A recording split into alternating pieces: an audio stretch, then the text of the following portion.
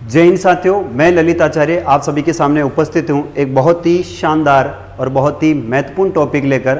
देखिए साथियों, इस टॉपिक के बारे में एक्चुअल में जो है टीचर्स पढ़ाने से हिचकिचाते हैं, लेकिन फिर भी आज मैं कोशिश करूँगा कि जो मादा जनन तंत्र का आज हमने टॉपिक लिया है, और मैंने एक आपको पोस्ट भी करी थी कि मैं जो है आपको एक टॉपिक पढ़ाना चाहता हूँ बायोलॉजी का, जिसमें मैंने डाला था मादा जनन तंत्र है, नर जनन तंत्र है, या फिर आपके स्पर्म कैसे बनते हैं, या फिर जो है वो वीर्य कैसे बनता है। तो इनमें से आप सभी ने जो कमेंट किए थे वो सबसे ज़्यादा कमेंट आया था मादा जनन तंत्र पर। तो ये मेरा पहला वीडियो है और कोशिश मैं करूँगा प्यारे विद्यार्थियों इसको पूरी तरीके से डिफेंड करने का।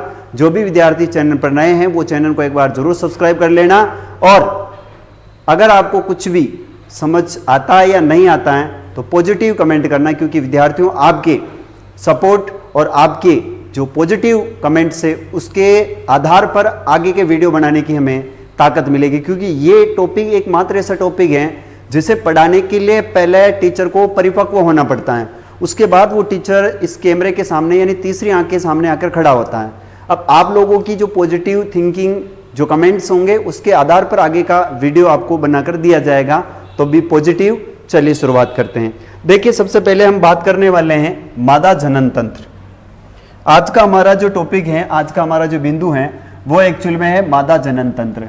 वैसे मादा जनन तंत्र के बारे में प्रत्येक विद्यार्थी को ऊपर से थोड़ा सा ज्ञान है कि एक्चुअल में नर जनन तंत्र होता है और एक मादा जनन तंत्र होता है।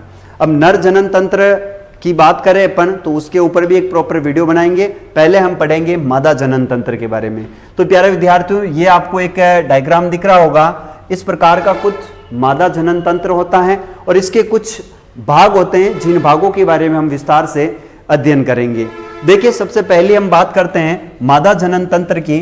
तो मादा जनन तंत्र का यहां से ही जो भाग शुरू होता है प्यारे विद्यार्थियों, इस वाले भाग को हम कहते हैं योनि। जो मादा जनन तंत्र का एक भाग होता है उसका नीचे वाला जो हिस्सा होता है इस वाले भाग को हम योनि कहते हैं। और यहीं से आपको पता है निषेचन के समय आपके जो स्पर्म होते हैं वो स्पर्म कहाँ जाते हैं, आपके गर्भाशय तक पहुंचते हैं। अंडाशय, अंडाशय के बाद आपका जो ये गर्भाशय है, यहाँ से आगे का प्रोसेस होता है। किस प्रकार का क्या प्रोसेस होगा इसके बारे में हम कमेंट जो है आगे विस्तार पढ़ेंगे। तो यहाँ से हम बात कर रहे हैं, ये गर्भाशय होता है। और देखिए, एक्चुअल में नर जनन तंत्र में जो क्रियाएं होती वो आधा पार्ट जो है वो बॉडी का बाहर होता है, तो आधी क्रियाएं बाहर होती है। लेकिन मादा जनन तंत्र में जो भी क्रियाएं होती हैं वो सारी की सारी अंदर होती है उनके। तो दूसरा यहाँ से हम देखें, गर्भाशय गिरवा है, गर्भाशय गिरवा है जहां से बात करते हैं हम, जो योनि का प्रवेश द्वार है इसे अपन गर्भाशय गिरवा के नाम से जानते हैं। फिर नेक्स्ट आगे चलते हैं तो ये वाला जो भाग दिख रहा है प्यारे विद्यार्थियों, बीच वाला भाग, इसको हम कहते हैं गर्भाशय। बीच वाला जो भाग है प्यारे विद्यार्थियों, इस वाले भाग को हम कहते हैं गर्भाशय कहते हैं। अब सबसे बड़ा मेन महिलाओं के अंदर जो रोल अदा करता है वो करता है आपका गर्भाशय। कहा जाता है कि एक्चुअली में वही महिला जो है वो महिला कहलाती, जिस महिला के संतान उत्पत्ति करने के जो लक्षण है वो विद्यमान हो। अगर कोई महिला संतान उत्पत्ति नहीं करती हैं तो उन्हें समाज में थोड़ी हीन भावना की दृष्टि से देखी जाती हैं। वैसे गर्भाशय के अंदर वो सारी दिक्कतें हो जाती है, उसके कारण भी जो है वो संतान उत्पत्ति नहीं कर पाते हैं। नेक्स्ट आगे का भाग देखें तो याद रखना, ये आपको मैंने बताया अभी गर्भाशय है। इसके बाद देखते हैं यहाँ पर ये जो आपको दिख रहा है ये वाला भाग, इस वाले भाग को हम कहते हैं अंडाशय, जिसे हम कहते हैं बीजा अंडकोश, बीजा अंडकोश के नाम से जानते हैं। और ये जो भाग दिख रही है आपको, इस वाले भाग को हम कहते हैं इंग्लिश में कहते हैं फैलोपियन ट्यूब। क्या कहते हैं? फैलोपियन ट्यूब, या फिर इसे कहते हैं अंडवाहिका। ये जो आपको एक नली तंत्र का दिख रहा है ये वाला भाग, इस वाले भाग को हम कहते हैं अंडवाहिका। क्या कहते हैं प्यारे विद्यार्थियों? अंडवाहिका। जो दोनों प्रकार होती, इधर भी आपकी अंडवाहिका है और इधर भी क्या है आपका अंडवाहिका है, या इसे बीजा अंडवाहिनी भी कहते हैं। बीजा अंडवाहिनी भी कहा जाता है, जो दोनों तरफ होती हैं। एक थैलीनुमा आकृति है जो इस प्रकार और इस प्रकार, दो प्रकार की जो है यहाँ पर अंडवाहिकाएं होती, एक आपके इधर और एक इस साइड होती है। अब होता क्या है, फिर इसके बाद देखिए, देखो यहाँ पर जो आपका अंडवाहिनी है, इस अंडवाहिनी की तीन प्रकार बताए। एक तो है जलरी, यहाँ पर एक तो है जलरी है, दूसरी कीप है और तीसरी है स्टेमस। ये 3 प्रकार। अच्छा, एग्जाम में ये भी पूछा जाता है कि आपकी अंडवाहिनी की जो परतें हैं वो सबसे पहली कौन सी आती है, तो जलरी है, दूसरी कीप है और तीसरी आती है स्टेमस। ये 3 प्रकार है, ये आपको एग्जाम में पूछे जाते हैं, विशेष आपको ध्यान में रखना है। फिर इसके बाद देखते हैं प्यारे विद्यार्थियों कि ये जो आपकी अंडवाहिकाएं होती हैं एक्चुअल में इनका काम क्या होता है। तो प्यारे विद्यार्थियों, जब भी हम बात करते हैं कि जब मादा निषेचन की प्रक्रिया में जो है निषेचन की प्रक्रिया होती है, उस समय जो हमारे नर से जो शुक्राणु आते हैं वो शुक्राणु योनि में प्रवेश करते हैं और योनि में प्रवेश करने के बाद ये अंडवाहिका के थ्रू कहां पर आते हैं, अंडाशय में, और यहां से जो प्रोसेस होता है इसके बाद ये वापस आगे की प्रोसेस करके ये कहां पहुंचाते हैं, आपके गर्भाशय तक वापस इस चीज को पहुंचाते हैं। अब इस चीज की हम देखें तीनों की डेफिनेशन, तो हम कोशिश करेंगे कि क्या है। देखो, ये जो गर्भाशय है, इस गर्भाशय की 3 परतें होती हैं। पहली जो परत होती है ये बाहरी परत है, इस परत को हम कहते हैं परिगर्भाशय। देखो, जो गर्भाशय है वो गर्भाशय 3 परतों से मिलकर बना होता है। एक बाहरी परत होती है, इस बाहरी परत को हम कहते हैं परिगर्भाशय। क्या कहते हैं प्यारे विद्यार्थियों, ये जो बाहरी आपको परत दिख रही है ना, इस परत को कहा जाता है परिगर्भाशय। इसके बाद जो दूसरी होती है, उस दूसरी परत को हम कहते हैं, वो कहते हैं पेशी गर्भाशय। ये जो दूसरी गर्भाशय की परत है इसे कहते हैं पेशी गर्भाशय। और लास्ट और सबसे इंपॉर्टेंट आती है, वो आती है आपकी अंतःस्तर गर्भाशय। ये जो परत होती है ये अंतःस्तरीय होती है। वैसे एक्चुअल में सबसे ज्यादा जो रोल अदा किया जाता है यहाँ पर, और अस्थायी जो परत होती है, याद रखना, वो अंतःस्तर जो आपके गर्भाशय है, यह परत कभी स्थायी नहीं रहती है। और यह आपकी जो मासिक धर्म का, यानी जो आपके मंथली जो बात करते हैं पीरियड्स का जो प्रोसेस होता है, वो ये आपकी परत के टूटने से होता है। क्योंकि जो मंथली जो प्रोसेस होता है, जो अपन बात करते हैं 28 दिन की बात करते हैं, महिलाओं में जो पीरियड्स की बात करते हैं, वो किस कारण होता है, तो ये परत टूटने के कारण, याद रखना, उनके अंदर पीरियड्स का एक प्रोसेस शुरू होता है। वैसे एक्चुअली में हम पीरियड्स की बात करें प्यारे विद्यार्थियों, तो इसके ऊपर भी एक प्रॉपर जो है आपको वीडियो बनाकर दिया जाएगा, और वो सिर्फ और सिर्फ तब दिया जाएगा जब आप पॉजिटिव थिंकिंग के साथ कमेंट्स करोगे। नेक्स्ट हम बात करते हैं प्यारे विद्यार्थियों कि ये जो गर्भाशय होता है, एक्चुअल में इस गर्भाशय का काम क्या होता है कि यहां पर आपके जो भ्रूण होता है, जो बच्चा निर्माण होता है, वो सारा का सारा कार्य कहां पर होता है, गर्भाशय के अंदर होता है। और जो बात करें अपन, ये जो आपकी अंडवाहिका है, ये अंडवाहिका किसका निर्माण करती है, तो ये अंडवाहिका है एक थैलीनुमा जो आकृति दिख रही है आपको, ये इस थैलीनुमा आकृति को हम गर्भाशय कहते हैं। यह अंडाशय जो नली के द्वारा दोनों तरफ से जुड़े हुए हैं, और ये वाला भाग जो आपको दिख रहा है, ये अंडाशय के द्वारा निर्मित किया हुआ एक थैलीनुमा भाग है, जिसे हम क्या कहते हैं, जिसे हम कहते हैं गर्भाशय, या फिर अपनी लैंग्वेज में कहते हैं उसे गर्भ कहते हैं। और इसी गर्भ के अंदर बच्चा 9 माह तक जो पलता है, याद रखना है। वैसे ये भी प्रोसेस कहा जाता है कि जब एक महिला और एक पुरुष जब निषेचन की क्रिया करते हैं, जब संभोग की क्रिया करते हैं, पुरुष से जो स्पर्म होते हैं वो स्पर्म योनि के माध्यम से आगे बढ़ते हैं और अंडाणु से जाकर टकराते हैं। कहा जाता है कि मिलियन में ये जो शुक्राणु है ये अंडाणु से टकराते हैं, और जब अंडाणु से टकराते हैं तो इनमें से कोई एक आधा जो है वो किस में जाता है, आपके अंडाणु में।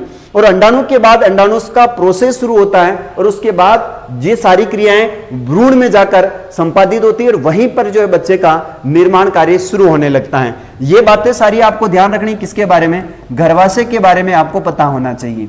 फिर इसके बारे में देखो डिटेल से हम बात करें तो मैंने आपको क्या बताया कि ये एक योनि जो है, यहां से इसका प्रवेश, यानी शुक्राणु यहां से प्रवेश करते हैं, जिसे हम योनि कहते हैं। और महिला का सबसे अहम पार्ट माना जाता है, वो माना जाता है इसमें योनि।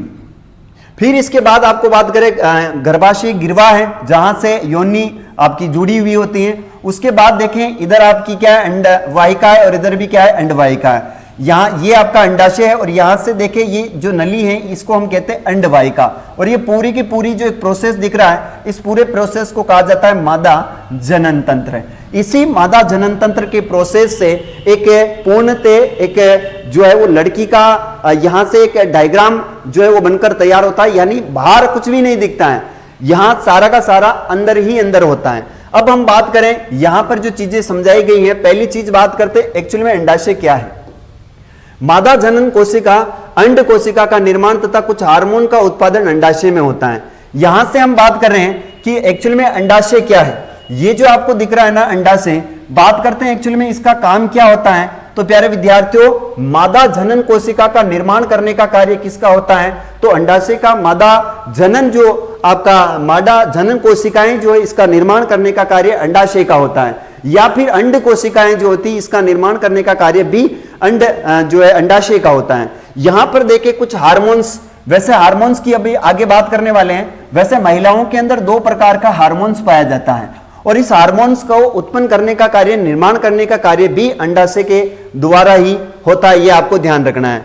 फिर आगे बात करते हैं अंडवाहिका क्या होती है। तो देखिए अंडवाहिका की हम बात कर रहे हैं कि ये जो थैलीनुमा आपको आकर, ये जो नलीनुमा आकृति दिख रही है, इसको हम कहते हैं अंडवाहिका। और ये जो आपको दोनों तरफ दिख रहे हैं, ये 2 अंडाशय होते हैं। यानी महिलाओं में कितने अंडाशय होते हैं? तो याद रखना है कि महिलाओं के अंदर जो है, महिलाएं के अंदर 2 अंडाशय होते हैं, एक लेफ्ट साइड और एक राइट साइड होता है। देखो अंडवाहिका क्या है? प्रत्येक माह एक अंडा परिपक्व होता है। यानी अंडवाहिका यानी ये जो अंडा है, प्रत्येक माह में एक अंडा यहां से परिपक्व होता है और अंडवाहिका द्वारा ये कोशिका गर्भाशय तक लेकर जाता है। यानी यहां से जो अंडा पकता है, वो पकने के बाद यहां से इस नलिका के माध्यम से ये कहां आता है? तो ये गर्भाशय में आते हैं। और जब गर्भाशय में आते हैं तो उसके बाद क्या होता है? आगे की प्रोसेस जो होती है वो गर्भाशय के अंदर पूरी होती है। जैसे बच्चे का निर्माण, जैसे बच्चे का जो वो नहीं ठहरना, उसके कारण जैसे गर्भपात होना, ये सारी क्रियाएं जो है वो आपके अंडवाहिका की जो क्रियाएं होती है, उसके भेजने के बाद वो सारी क्रियाएं संपादित होती हैं। जैसे यहां पर हम बात करते हैं, अगर किसी को निषेचन के बाद या संभोग के बाद अगर किसी महिला को वो बच्चा नहीं चाहिए होता और उसे पता चल जाता है कि वो प्रेग्नेंट है, तो उसके बाद में वो जो भी ट्रीटमेंट जो भी लेती हैं, वो प्रोसेस भी याद रखना सबसे ज्यादा इफेक्ट पड़ता है अंडाशय के ऊपर। अंडाशय जो है वो उस चीज को फेल करने की कोशिश करेंगे और फेल करने के लिए इनके ऊपर ज्यादा दबाव बनाया जाएगा कि ये जो प्रोसेस है वो प्रोसेस इनका डिस्टर्ब कर दिया जाएगा। जैसे कोई भी गर्भ निरोधक टेबलेट लेने से ये सारी क्रियाएं ये भेजेगा कहां पर? गर्भाशय। और गर्भाशय से ये सारी चीजें जो है वो वापस आपकी योनि के माध्यम से बाहर आ जाती हैं। ये तो हुई बात आपकी अंडवाहिका की। गर्भाशय क्या है? देखो दोनों अंडवाहिकाएं संयुक्त होकर एक लचीली थैलीनुमा संरचना बनाती हैं। यानी ये जो दोनों थैलियां दिख रही है आपको, ये लचीली होकर एक प्रकार से ये एक थैली का निर्माण कर रही हैं। और इस थैली को हम क्या कहते हैं प्यारे विद्यार्थियों? इसको कहा जाता है गर्भाशय। वैसे सभी जानते हैं एक्चुअल में, क्योंकि मादा जनन तंत्र एक बहुत ही ऐसा टॉपिक है जिस टॉपिक को एक्चुअल में आप 9th-10th में पढ़े होंगे। मैं आपको बता दूं, आपने पढ़ा होगा 9th-10th के अंदर, ये टॉपिक जो है एक्चुअल में विद्यार्थियों को अध्यापक पढ़ाते ही नहीं है। जो भी टीचर थे उन्होंने स्किप कर दिया है कि आप स्वयं पढ़ लेना। बच्चों को मैं तो ये कहता हूं, जब तक आप सेक्सुअल एजुकेशन नहीं देंगे, जब तक बच्चों को पूरा प्रोसेस नहीं बताएंगे कि एक्चुअल में मादा जनन तंत्र होता कैसे है, नर जनन तंत्र होता कैसे है, मादा जनन तंत्र के अंदर जो क्रियाएं होती हैं एक्चुअल में वो किस प्रकार से क्रियाएं होती हैं, एक्चुअल में जो महिलाओं के अंदर जो टाइम पीरियड की हम बात करते हैं उसका क्या प्रोसेस है, वो अगर आप एजुकेशन में इन्वॉल्व नहीं करोगे तब तक हमारी जो बच्चियां हैं, हमारी जो बहन बेटियां हैं, ये बहन बेटियां किसी ना किसी बीमारी का जरूर शिकार होती जाएगी। यहां पर कहा जाता है कि हम हर एक चीज घर से बाहर सीखते हैं, क्योंकि यहां पर हम जो संभोग करने की क्रिया हुई, चाहे निषेचन की क्रिया हुई, ये कभी पेरेंट्स नहीं बताते कि बेटा इस प्रकार की जानकारी ये ऐसे ऐसे हैं। ये सारी चीजें जो है वो फ्रेंड्स सर्कल के तहत हम सीखते हैं और वहां से जो फ्रेंड्स जो सिखा रहा है वो हमें गलत जानकारी दे रहा है और गलत जानकारी के कारण हम हमारा जीवन बर्बाद कर बैठते हैं। तो यहां पर याद रखना, गर्भाशय का सबसे बड़ा रोल होता है। एक्चुअल में एक महिला को महिला बनाने का काम भी गर्भाशय करता है, क्योंकि जिस महिला के अगर गर्भाशय के अंदर या गर्भाशय नहीं है वो एक्चुअल में महिला भी नहीं होती। पुरुष और महिलाओं में यही फर्क है कि पुरुष और महिलाओं की बात करें तो महिलाओं की यहां पर हम 3 प्रकार का एक प्रोसेस देखते हैं। 3 प्रकार का एक प्रोसेस देखा जाता है। जैसे बात करते हैं ये आपका महिला के अंदर देखें तो ये वक्स, बात करें यहां पर स्तन की बात करें, वक्स का एक प्रोसेस होता है। यहां पर देखिए तो एक उदर का होता है। उदर का मतलब इसे हम जहां पर इनका पाचन क्रियाएं होती है, और महिला के अंदर ये वाला भाग होता है, इस वाले भाग को हम कहते हैं मादा जनन तंत्र। मादा जनन तंत्र यहां पर इस प्रकार की एक है, आपको पता होगा इस प्रकार की एक क्या बनी होती है, थैली बनी होती है, और इसी को हम गर्भाशय कहते हैं। और यहां पर इस प्रकार से यू जुड़ा हुआ होता है और ये आपका योनि का सिस्टम।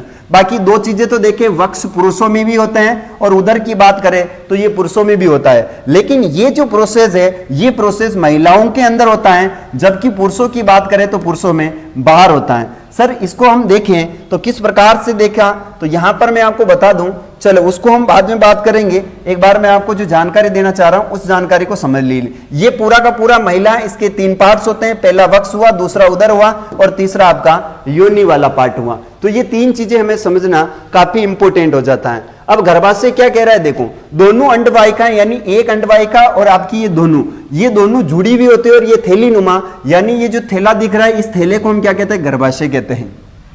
संरचना थैलीनुमा संरचना बनाती है, जिसे हम क्या कहते हैं, गर्भाशय या गर्भ के नाम से जानते हैं, जहां पर बच्चा पलता है। अब बच्चे का प्रोसेस प्यारे विद्यार्थियों याद रखना है, 9 माह तक की प्रक्रिया होती है और वो आपको पता होगा एक नाभि से एक जो नली होती है उस नली के माध्यम से वो जुड़ा हुआ होता है और गर्भ के अंदर उसे जो भी पोषण मिलता है वो उसे उसी नली के माध्यम से मिलता रहता है।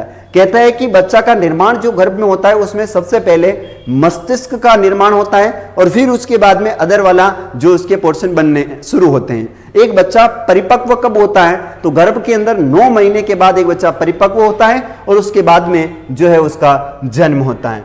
देखिए मैथुन के समय शुक्राणु योनि मार्ग से स्थापित होते हैं। कहते हैं कि मैथुन का मतलब जहां पर हम संभोग की बात करते हैं, जहां पर हम सेक्स की बात करते हैं, तो सेक्स के माध्यम से क्या होता है कि मेल जो पुरुष होता है उस पुरुष से जो शुक्राणु होते हैं वो कहां जाते हैं, याद रखना मादा यानी योनि से होते हुए कहां जाते हैं, गर्भाशय में जाते हैं। तो मैथुन के समय शुक्राणु योनि मार्ग से स्थापित होते हैं, जहां से वे ऊपर अंडवाहिका तक जाते हैं। जहां से वो कहां जाते हैं, इस प्रकार से ये शुक्राणु आपकी अंडवाहिका तक यानी इस तरफ दोनों तरफ जाते हैं। उसके बाद अंडा विभाजित होकर गेंद जैसी संरचना बनाता है। ये जो अंडा है ये गेंद जैसी संरचना बनाता है, आपको दिख रहा है ये गेंद जैसी संरचना बनाएगा और इससे शुक्राणु क्या करेंगे, टकराएंगे। और टकराने के बाद जिस प्रकार से इस प्रकार अपन देखते हैं जैसे कुछ जानवर होते हैं छोटे छोटे जैसे चलते हैं, वैसे क्या करेगा आपको पता होगा, इस प्रकार से शुक्राणु चलते हैं और जब चलते हैं तो इस प्रकार से ये आपके अंडाशय से जाकर टकराते हैं और कुछ एक जो है वो अंडाशय के अंदर प्रवेश कर जाते हैं और वहीं से गर्भधारण की प्रक्रिया शुरू होती है। गेंद जैसी संरचना बनती है तथा वहां पर भ्रूण बनता है। उसके बाद भ्रूण गर्भाशय में स्थापित हो जाए, यानी यहां से प्रोसेस शुरू होगा और धीरे धीरे ये कहां स्थापित हो जाएगा, इस प्रकार से यहां पर ये भ्रूण जो है, भ्रूण यानी आपका जो बच्चा प्रक्रिया है वो यहां पर जाकर बच्चा क्या बनना शुरू हो जाता है। सर इस चीज को हमें समझ नहीं आया, 3 चीजें यहां पर मैं आपको समझाने वाला हूं जो कि अलग अलग है। पहली चीज आप देख रहे हैं कि इस प्रकार का एक बाहरी रूपांतरण देखा जाए तो ये आपका क्या है, पूरा का पूरा बाहरी रूपांतरण है एक महिला का गर्भाशय यानी मादा जनन तंत्र की बात करते हैं। तो यहां से हम देखें तो ये योनि वाला मार्ग है, यहां से आपका जो शुक्राणु है वो प्रवेश करता है, अंडाशय तक जाता है, अंडाशय में उसकी प्रक्रिया होती है, भ्रूण बनता है और भ्रूण कहां आता है, वापस आपके गर्भाशय में आता है। फिर इसके बाद देखें तो ये वाला भाग भी देखें तो इसमें भी आपको कंप्लीट आप इस चित्र के माध्यम से समझ सकते हैं। तो आप ये चित्र देख सकते हैं। नेक्स्ट हम बात करते हैं यहां पर कि क्या चीजें हैं क्या नहीं है। पहली बात, मादा जनन तंत्र को 2 भागों में विभाजित किया गया है। मादा जनन तंत्र को दो भागों में विभाजित किया, एक है प्राथमिक और दूसरा है द्वितीय लैंगिक अंगों को विभेदित किया गया है। यानी मादा जनन तंत्र को हम 2 प्रकार से देखते हैं, एक प्राथमिक लैंगिक और एक है द्वितीय लैंगिक। यहां पर देखिए प्राथमिक जनन जो अंग है, प्राइमरी रिप्रोडक्टिव जो ऑर्गन्स है वो क्या कहते हैं कि मादा में प्राथमिक जनन के तौर पर एक जोड़ी अंडाशय पाए जाते हैं। एक जोड़ी का मतलब होता है 2 अंडाशय पाए जाते हैं। अंडाशय छोटे एवं अंडाकार अंग का युग्म होता है जो वक्र के समीप उदरीय गुहा में स्थित होते हैं। मैंने आपको बताया था अंडाशय मादा का प्राथमिक जनन अंग होता है, यानी अंडाशय जो है ये मादा का क्या होता है, प्राथमिक है, अंग होता है जो मादा युग्मक अथवा अंड का उत्पादन तथा मादा लैंगिक हार्मोन्स का, जैसे महिलाओं के अंदर हार्मोन्स बनते हैं, एस्ट्रोजन कौन सा बनता है, याद रखना एस्ट्रोजन, और दूसरा बनता है आपका प्रोजेस्टेरोन। 2 हार्मोन बनते हैं, एक बनता है एजेस्ट्रोजन और दूसरा बनता है प्रोजेस्टेरोन। है ना, थोड़े से नाम अब का वैसा पहली बार हिचकिचाहट हो रही है, नाम याद नहीं आ रहा है। तो पहला बनता है हार्मोन एस्ट्रोजन और दूसरा बनता है प्रोजेस्टेरोन। दो हार्मोन्स यहां पर स्रावित होते हैं और यही दोहरा क्या करते हैं, कार्य करते हैं। देखिए थोड़ी सी हिचकिचाहट सबको होती है क्योंकि नाम साइंस के हैं, तो यहां पर हम समझ सकते हैं कि दो हार्मोन्स का स्राव कौन करते हैं, मादा लैंगिक हार्मोन में दो जो है वो हार्मोन्स उत्पादित करते हैं, एस्ट्रोजन और प्रोजेस्टेरोन। दो प्रकार के हार्मोन बनाए जाते हैं। नेक्स्ट हम बात करते हैं सेकेंडरी रिप्रोडक्टिव ऑर्गन्स। नर की भांति स्त्रियों में प्राथमिक अंगों के अलावा जनन कार्यों में मदद करने वाले अंग द्वितीय लैंगिक अंग कहलाते हैं। ये निम्न हैं। पहला है अंडवाहिनी। जैसा कि मैंने आपको भी बताया था, अंडवाहिनी की हम बात कर रहे थे। देखो ये जो एक नली दिखती है, ये पूरी की पूरी नली, ये क्या कहलाती है, एक अंडवाहिनी है। नेक्स्ट हम चलते हैं यहीं पर कि हम क्या पढ़ रहे हैं, अंडवाहिनी के बारे में पढ़ रहे हैं। तो ये एक लंबी कुंडलित नलिका का युग्म होता है। जैसे कि हम बात करते हैं इस प्रकार का आपका मादा जो जनन तंत्र है वो बना होता है और यहीं पर अपन देखें तो इस प्रकार की एक थैली बनी होती है और ये जो नली है इसके बारे में हम पढ़ रहे हैं। युग्म होता है जो अंडा या अंडाणु को अंडाशय से गर्भाशय में लेकर जाती है। यानी ये जो नली है ये क्या करती है, एक कुंडलित नलिका का युग्म होता है जो अंड या फिर अंडाशय को अंडाणु को अंडाशय से कहां लेकर जाती है, गर्भाशय में लेकर जाती है। यानी जब भी आपकी क्या बोले अपन संभोग की क्रिया होती है, जब भी हम बात करते हैं संभोग की जो क्रिया होती है, इस संभोग की क्रिया के बाद प्यारे विद्यार्थियों जो शुक्राणु होते हैं वो शुक्राणु क्या करते हैं, प्यारे विद्यार्थियों ये शुक्राणु क्या करते हैं, यह आपके अंडाणु से जाकर टकराते हैं और अंडाणु के अंदर जब प्रवेश करते हैं तो ये अंडाशय जो है उसको कहां लेकर जाता है, उसको गर्भाशय में लेकर जाता है और गर्भाशय में बच्चे निर्माण का क्या होता है, प्रोसेस शुरू होता है। इसके बाद क्या है, यहां पर देखे लेकर जाती है डिंब वाहिनी में अंडाशय के पास कीप के आकार का द्वार होता है। कीप के आकार का क्या होता है, एक द्वार, मैंने अभी आपको बताया था कीप, यानी हम जो पढ़ रहे थे उसमें मैंने अभी आपको कीप बताई थी। देखो यहां पर हम देखते हैं कि ये जो आपको है ना ये कीप है, यहां पर एक द्वार होता है कीप जैसा। तो ये जो आपको क्रियाएं दिख रही है बाहरी रूपांतर जो जल रही है और इसके प्रकार से यहां पर हम देखें जहां पर आपका ये जो अंडाणु है ये कीप के माध्यम से अंदर क्या करता है, प्रवेश करता है। कीप के माध्यम से क्या करता है, ये प्रवेश करता है। तो कीप के आकार का द्वार होता है। यह नलिकाएं दोनों सिरों में पेशीय संरचना चाल गर्भाशय में खुलती है जिसकी लंबाई 10 से 12 सेंटीमीटर होती है। जिसकी लंबाई कितनी होती है, 10 से 12 सेंटीमीटर होती है। जिसकी लंबाई कितनी होती है प्यारे विद्यार्थियों, याद रखना 10 से 12 सेंटीमीटर होती है। 10 से 12 सेंटीमीटर होती है। यानी यहां से हम देखें तो ये जो आपकी क्या बोले इसको अंडवाहिका है, ये जो नली है जो गर्भाशय में खुलती है उसकी लंबाई कितनी होती है, तो वो जस्ट अभी अपन ने देखा था कि प्यारे विद्यार्थियों उसकी लंबाई होती है 10 से 12 सेंटीमीटर। तथा ये निषेचन क्रिया के अनुकूलन परिस्थितियां बनाने में मदद करती है। यानी निषेचन के लिए क्या करती है प्यारे विद्यार्थियों, ये निषेचन की बात कर रहे हैं अपन कि जो निषेचन क्रिया के लिए अनुकूलित परिस्थितियां बनाती हैं। यानी एक लड़की जो है वो संभोग के लिए कब तैयार होगी, कब उसकी जो है वो इच्छा जागृत होगी, इसके बारे में सारा प्रोसेस यहीं पर संपादित होता है। नेक्स्ट आगे की बात करते हैं, वो होता है आपका गर्भाशय। गर्भाशय की बात करते हैं तो अहम रोल, वैसे गर्भाशय को हम बच्चेदानी के रूप में भी जानते हैं। एक्चुअल में जो गर्भाशय है इसे हम बच्चेदानी के रूप में भी जानते हैं, तो याद रखना इसे बच्चादानी भी कहते हैं।